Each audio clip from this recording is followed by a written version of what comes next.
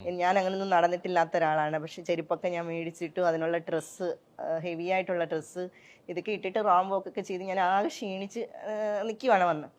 അപ്പോഴാണ് ആദ്യം ആ 4-5 സ്ഥാനം.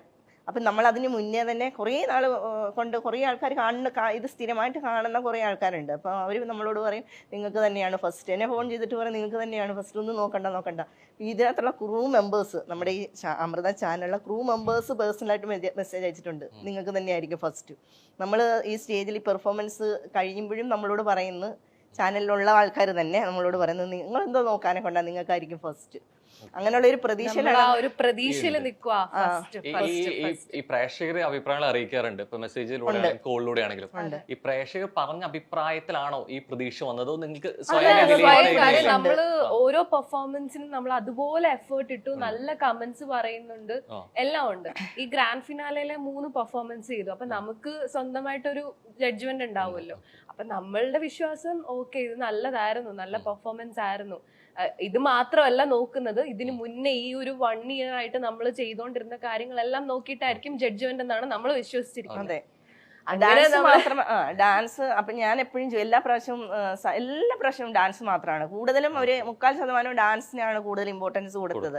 അപ്പൊ ഞാൻ സാറിനോട് പറയും, സാറേ ഡാൻസ് മാത്രമേ ഉള്ളൂ എന്ന് ചോദിക്കും. പറയും ഡാൻസ് അറിയാത്തവർക്ക് അല്ലാത്ത റൗണ്ടുകളുണ്ട്. കാരണം വേറെ കുറച്ച് റൗണ്ടുകളൊക്കെ ഉണ്ടായിരുന്നു ഡാൻസ് അല്ലാത്ത. ഷോക്ക് വിളിക്കുന്ന സമയത്ത് പറഞ്ഞിട്ടുണ്ടോ ഡാൻസ് അറിയണം അല്ലെങ്കിൽ അതിനെ കുറിച്ച് ഇമ്പോർട്ടൻസ് ഉണ്ടെന്ന്? ഒന്നും പറഞ്ഞില്ല. സൂപ്പർ അമ്മയും മകളും അവരുടെ ബോണ്ടിങ്, അതുപോലെ സൈക്കോളജി റൗണ്ട്. എന്നോട് പറഞ്ഞു സൈക്കോളജി, മോൾക്ക് ഒരു സൈക്കോളജി റൗണ്ട് ഉണ്ടാകും, ഡോക്ടർ കാണും, അങ്ങനെയൊക്കെയാണ് എന്നോട് പറഞ്ഞത്. പക്ഷെ അവിടെ സൈക്കോളജി റൗണ്ട് നടന്നിട്ടില്ല, ഡോക്ടറിന്റെ റൗണ്ട് നടന്നിട്ടില്ല.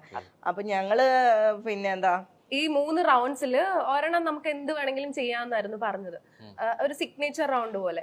അപ്പൊ ബാക്കിയുള്ള 4 കണ്ടസ്റ്റൻസും ഡാൻസ് ചെയ്തപ്പോ നമ്മൾ അതിനകത്തുനിന്ന് വെറൈറ്റി ആയിട്ട് സോപാന സംഗീതം അതിന്റെ കൂടെ. അത് 2 ആഴ്ച കൊണ്ട് അവള് പഠിച്ചിട്ടില്ല, സോപാന സംഗീതം പഠിച്ചിട്ടില്ല. നമ്മളുടെ അടുത്ത് തന്നെയുള്ള ഒരു ആശാനോട് ചോദിച്ചപ്പോ അവളോട് നോക്കട്ടെന്ന് പറഞ്ഞു. അവള് പെട്ടെന്ന് തന്നെ അത് പഠിച്ചെടുക്കുന്നതുകൊണ്ട് വേഗം തന്നെ പഠിച്ചു. 2 ആഴ്ച കൊണ്ട് ആ സോപാന സംഗീതത്തിന്റെ ആ കൊട്ട് പഠിക്കണമെങ്കിൽ കുറേ മാസങ്ങൾ പിടിക്കല്ലോ, 1 വർഷമൊക്കെ പിടിക്കും.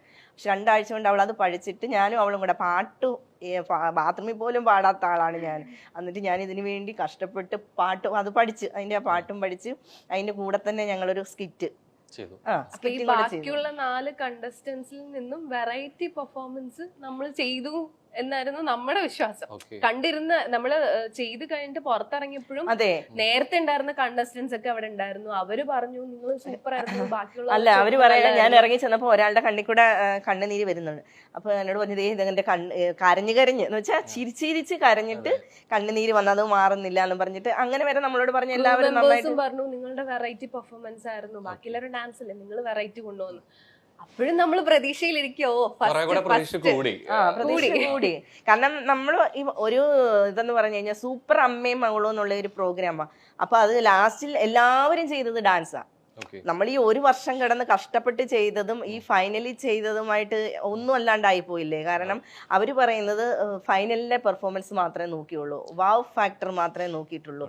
സാധാരണ രീതിയിൽ ഇപ്പോ ഫിനാലെ ഒന്നും നടക്കുന്നുണ്ടെങ്കിൽ പോലും അതുവരെയുള്ള പെർഫോമൻസ് എങ്ങനെയാണെന്നുള്ളതും അല്ലെങ്കിൽ അതിന്റെ അടിസ്ഥാനത്തിൽ കൂടി ആയിരിക്കുമല്ലോ ഒരു അങ്ങനെയല്ലേ വേണ്ടിയേ. കാരണം ഫൈനലല്ല, പിന്നെ ഫൈനൽ ആദ്യമേ കൊണ്ടുവച്ചാ പോരായിരുന്നു അല്ലേ?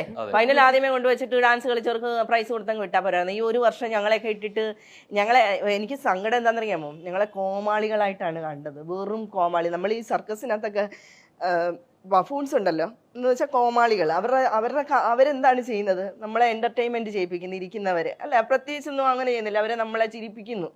ശരിക്കും ഞങ്ങൾ അതായിരുന്നു. ഇപ്പൊ ഞങ്ങൾ 5ാം സ്ഥാനത്ത് നിന്ന് ഒഴിവാക്കിയപ്പോൾ എനിക്ക് കറക്റ്റ് മനസ്സിലായി ഞങ്ങളൊരു കോമാളികളായിരുന്നു.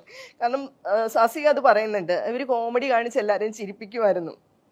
ഞങ്ങളുടെ കയ്യിൽ നിന്നുള്ള കണ്ടന്റുകൾ അവർക്ക് വേണമായിരുന്നു, കോമാളിത്തരങ്ങൾ വേണമായിരുന്നു, എന്റെ സങ്കടം വേണമായിരുന്നു. ഞാൻ പെട്ടെന്ന് ഇമോഷണൽ ആകുന്ന ഒരാളാണ്, ഞാൻ കരയും, മിക്കവാറും എന്തെങ്കിലും കാര്യമുണ്ട്. അതൊക്കെ അവരെടുത്തിട്ട് അവർ റീച്ച് കൂട്ടി. ഈ ഇപ്പോ അവിടെ വന്ന് ഫിനാലിന്റെ അന്ന് നിൽക്കുമ്പോൾ ഈ പറഞ്ഞ മാതിരി അൺപ്രഡിക്റ്റബിൾ ആണ് എന്ത് പറയാൻ പോകുന്നു എന്നുള്ളത്, ആര് വിന്നർ ആവുന്നു എന്നുള്ളത്. പല തീരുമാനങ്ങളും ഒക്കെ മാറ്റം വന്നേക്കാം. പക്ഷെ എന്നാൽ പോലും എന്താണ് വിധി എന്നുള്ളത് അതിനെ സ്വീകരിക്കുക, അതിനെ ഉൾക്കൊള്ളുക എന്നുള്ളൊരു സംഭവം മൈൻഡ് സെറ്റും കൂടി ആയിരിക്കും ഒരു പക്ഷെ അവിടെ ഉണ്ടാവുക. എന്നിട്ട് പോലും അല്ലെങ്കിൽ ഇത്ര വലിയൊരു റിയാലിറ്റി ഷോ ആയിട്ട് പോലും പെട്ടെന്നൊരു വിധി വന്നപ്പോൾ മറ്റൊന്നും ചിന്തിക്കാതെ ഇറങ്ങി പോവാൻ പ്രേരിപ്പിക്കുന്ന ഒരു ഘടകമായിരുന്നു പെട്ടെന്ന്. ഓൾ ഓഫ് സഡൻ ഇനിയൊന്നും ചിന്തിക്കാൻ ഇറങ്ങി പോവാം, അതിനെ എതിർത്ത് നിൽക്കുക എന്നുള്ളത്.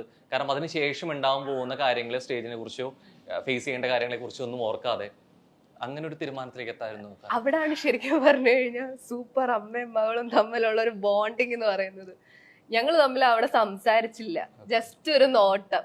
ആ നോട്ടത്തിൽ തന്നെ ഞങ്ങൾക്ക് രണ്ടുപേർക്കും കാര്യം മനസ്സിലായി. അല്ലെങ്കിൽ ചിലപ്പോ എനിക്ക് മേടിക്കണമെന്നുണ്ടായിരിക്കാം, അവൾക്ക് മേടിക്കണ്ടെന്നായിരിക്കാം, ചിലപ്പോ തിരിച്ചും ആകാം. അല്ലെങ്കിൽ അവള് വെളിയിൽ ഇറങ്ങിയിട്ട് എന്നോട് പറയാം അമ്മ എന്താ മേടിക്കാഞ്ഞത്, എനിക്ക് മേടിക്കണം. പക്ഷെ ഞങ്ങൾ രണ്ടുപേരും കൂടെ ഒരു നോട്ടം നോക്കിയതേ ഉള്ളൂ. അനൗൺസ് ചെയ്യുകയും ഞങ്ങൾ രണ്ടും ഷോക്ക് എന്ന് പറഞ്ഞാൽ അമ്മാതിരി ഷോക്കായി പോയി.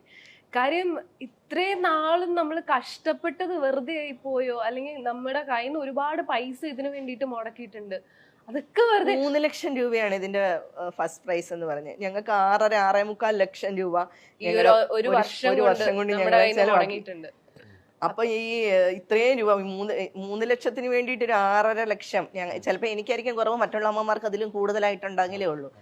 അങ്ങനെയുള്ള കുറെ വിഡ്ഢികളാണ് ഞങ്ങൾ ഇത്രയും ഒരു 3 ലക്ഷം രൂപയ്ക്ക്. അപ്പൊ അങ്ങനെ നിക്കണ ടൈമില് ഞങ്ങൾ എന്തൊരു നോട്ടം നോക്കി ഞങ്ങളോട് പറഞ്ഞു ഫ്രണ്ടിലോട്ട് കയറി. അപ്പോഴും നമ്മൾ വിചാരിക്കുന്നു ഇവര് നമ്മളെ പ്രാങ്ക് ചെയ്യുമായിരിക്കും, ചിലപ്പോ ആദ്യം തന്നെ ഫസ്റ്റ് ആയിരിക്കും. എന്റെ പെട്ടെന്ന് എനിക്ക് എന്റെ മൈൻഡ് ഞാൻ വേറൊന്നും കാണുന്നില്ല. അയ്യോ സാസിക പിന്നെയും വിളിച്ചിങ്ങനെ കാണിക്കുന്നു, ഞങ്ങൾക്ക് ഇവര് വെറുതെ നമ്മളൊരു പ്രാങ്കിന് വേണ്ടിയിട്ട്. അപ്പോഴും ഞാൻ അതിന്റെ ഒരു റിയൽ ആയിട്ട് ചിന്തിക്കുന്നില്ല 5ാം സ്ഥാനം തന്നെയാണെന്ന്. അപ്പൊ നിന്ന് അപ്പോഴത്തേക്ക് ട്രോഫി എടുക്കാൻ പോയി. പിന്നെ സാസിയെ കൊണ്ടുവന്ന് ശ്വേതാജിയിലോട്ട് ട്രോഫി കൊടുത്തു. ട്രോഫി മാത്രം, കയ്യിൽ വേറെ ഒരു ഇതുമില്ല, അല്ലെങ്കിൽ ഒരു ക്യാഷ് പ്രൈസോ അങ്ങനെയുള്ള ഒന്നുമില്ല, ട്രോഫി മാത്രം. അപ്പൊ ഞാൻ ഇവളെ ഇങ്ങനെ ഒന്ന് നോക്കിയപ്പം ഞങ്ങൾ രണ്ടുപേരുടെയും കണ്ണുകൊണ്ട്, അതാണ് ഒരു ബോണ്ടിങ് എന്ന് പറയുന്നത്. കണ്ണുകൊണ്ട് വേണ്ട, കാരണം ഈ ഒരു വർഷമായിട്ട് ഞങ്ങൾ കിടന്ന് കഷ്ടപ്പെട്ടു ആ ഒരു ചാനലിൽ. എനിക്ക് ഒത്തിരി എന്താ പറയുന്നേ, എനിക്ക് 48 വയസ്സ് പ്രായമുള്ള ആളാണ് ഞാൻ. ഇതിന് വേണ്ടിയിട്ടുള്ള എഫേർട്ട് എൻ്റെ ജീവിതത്തിൽ ഞാൻ ഇത്രയും നാളെടുത്തില്ല. എൻ്റെ കാലിന് മുട്ടിനൊക്കെ പ്രശ്നമുള്ള, ഡാൻസ് കളിക്കാനെ കൊണ്ട് അറിയാത്ത ഞാൻ ഡാൻസ് കളിച്ചു. കഥാപ്രസംഗം പറയാൻ അറിയാത്ത ഞങ്ങൾ രണ്ടുപേരും കൂടെ കഷ്ടപ്പെട്ട് കഥാപ്രസംഗം പറഞ്ഞു, സ്കിറ്റുകൾ ചെയ്തു, ഔട്ട്ഡോർ ടാസ്കിന് കരമന മാർക്കറ്റിൽ പോയി പച്ചക്കറി കച്ചവടം, തെരുവിൽ നിന്ന് പച്ചക്കറി കച്ചവടം ചെയ്തു. ഇതൊക്കെ ഒത്തിരി എഫേർട്ട് എടുത്തിട്ട് ഞങ്ങൾ നാണം കെട്ടൊക്കെ അങ്ങനെ കുറേ കാര്യങ്ങൾ ചെയ്തു. കാരണം നമുക്ക് ഇതിനകത്ത് വിജയിക്കണം, അല്ലെ അങ്ങനെ ഒരു സംഭവം ഉള്ളത് കൊണ്ടാണ് ഇത്രയും പരസ്പരം സംസാരിക്കാതെ ഉണ്ടായ, അല്ലെങ്കിൽ പറയാതെ തന്നെ വാക്കുകളിൽ ഇല്ലാതെ മനസ്സിലാക്കിയ കാര്യം കൂടിയാണ് ഇറങ്ങി പോകുന്നു എന്നുള്ളത്.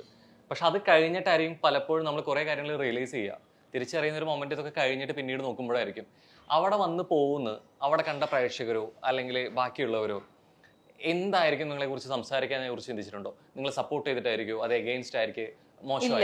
ആരും എഗെയിൻസ്റ്റ് ആയിട്ട് സംസാരിച്ചിട്ടില്ല. എല്ലാരും നമ്മളെ സപ്പോർട്ട് ചെയ്തതേ ഉള്ളൂ, നമ്മളെ ചേർത്ത് പിടിച്ചേ ഉള്ളൂ. പക്ഷെ അവിടെ ഫ്ലോറിൽ നടന്നത് വേറെ സംഭവങ്ങളായിരുന്നു. ഞാൻ ഇത് വേണ്ടാന്ന് പറഞ്ഞു. അപ്പൊ ഞങ്ങൾ രണ്ടുപേരും കൂടെ കൈ കൊണ്ട് കാണിച്ചു, വേണ്ട ഇങ്ങനെ കാണിച്ചു. അപ്പൊ ഞാൻ പറഞ്ഞു, അപ്പൊ ശ്വേതാജിക്ക് പെട്ടെന്ന് അത് എന്തോ വിഷമം തോന്നിയിട്ടുണ്ട്. അപ്പൊ ഞാൻ ഇങ്ങനെ കാണിച്ചു കഴിഞ്ഞപ്പോഴത്തേക്ക് ഞാൻ പറഞ്ഞു എനിക്ക് സംസാരിക്കണം, കാരണം നമ്മൾ വേണ്ടാത്തതിന് കാരണം പറയണമല്ലോ. അപ്പൊ ഞാൻ മൈക്ക് വേണമെന്ന് പറഞ്ഞ് എനിക്ക് മൈക്ക് കൊണ്ടു തന്നപ്പോൾ ഞാൻ പറഞ്ഞു സതീഷ് സാറ് എന്ന് പറഞ്ഞാൽ ഇതിന്റെ ഡയറക്ടർ സതീഷ് സാർ ഈ പ്രോഗ്രാമിലേക്ക് എന്നെ വിളിച്ചപ്പോൾ എന്നോട് പറഞ്ഞത് ഇത് സൂപ്പർ അമ്മയും മകളും എന്നുള്ളൊരു പ്രോഗ്രാമാണ്. പക്ഷെ ഇവിടെ നടന്നത് ഡാൻസ് റിയാലിറ്റി ഷോ ആണ്. അത് കറക്റ്റാണ്, ആദ്യം തൊട്ട് അവസാനം വരെ ഡാൻസ് റിയാലിറ്റി ഷോ ആയിട്ടാണ് നടന്നത്. എന്നാ പിന്നെ സൂപ്പർ അമ്മയും ഡാൻസ് റിയാലിറ്റി ഷോ എന്നങ്ങ് വെച്ചാൽ പോരായിരുന്നു? അല്ല, ഗ്രാൻഡ് ഫിനാലയിലെ പെർഫോമൻസും ഡാൻസ് ആയിരുന്നു, ഡാൻസിനെ ബേസ് ചെയ്തിട്ട് അവർ കൊടുത്തു.